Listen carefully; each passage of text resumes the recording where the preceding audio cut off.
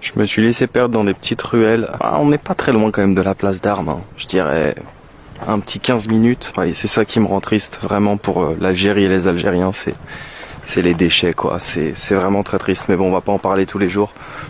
Ils le savent très bien, la plupart me l'ont dit que c'était un gros problème ici. Il faut faire l'impasse sur ça et justement profiter des bons côtés de l'Algérie, c'est-à-dire des gens, de l'accueil, de l'hospitalité, des sourires, des partages. Salam alaikum. Ça va bien la baisse? Vous voyez ces sourires. Shukran. Merci beaucoup. Oui.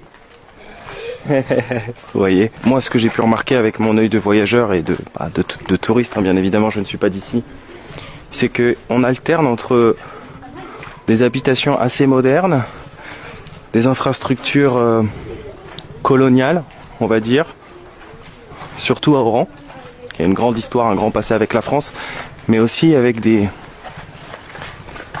infrastructures... Attendez, désolé, j'ai été interrompu par les deux petits gamins qui me demandaient ma chaîne YouTube, trop mignon. Donc je disais, on alterne aussi avec des infrastructures où, vous voyez, qui malheureusement sont en mauvais état quoi. Mais c'est la réalité des choses. Il faut montrer aussi un petit peu la vie sans filtre. Ce serait trop facile de dire que tout est beau, que tout est bien dans un pays quand on voyage. Il faut aussi montrer la vérité, le quotidien des gens en fait. C'est ça qui est important. Et voilà, je suis pas là pour parler de questions de politique ou quoi que ce soit, ça ne m'intéresse pas. Je suis là pour montrer la vraie vie des gens qui vivent ici sans filtre, avec ma caméra et ma bonne humeur comme toujours.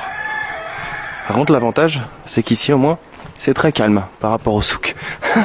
On se sent bien, hein. C'est très chill, hein. On entend les bruits des coqs, on est plutôt bien dans ces petites ruelles finalement. Parce que le souk qui est avec une caméra, c'est une sacrée expérience.